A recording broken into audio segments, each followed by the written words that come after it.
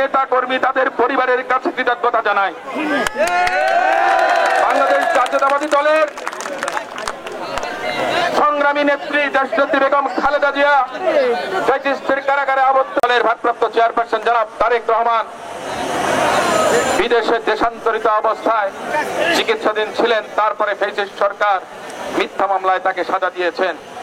দেশের মানুষের সঙ্গে যোগাযোগটুকু পর্যন্ত করতে দেওয়ার মতো যে অবস্থা ছিল, আদালতের মাধ্যমে তার বক্তব্য এদেশের মিডিয়াতে, প্রিন্ট কিংবা ইলেকট্রনিক্স মিডিয়াতে দেখানো যেত না। কিন্তু মাননীয় প্রধান উপদেষ্টা কোনো পদক্ষেপ নিচ্ছেন না।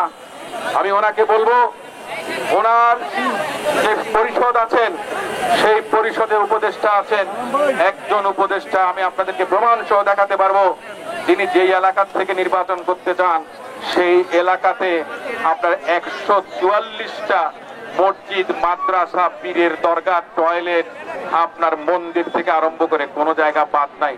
সেখানে ওনার মন্ত্রণালয়ে ওনার ইঙ্গিতে ইশারায় অনুদান দিয়েছেন।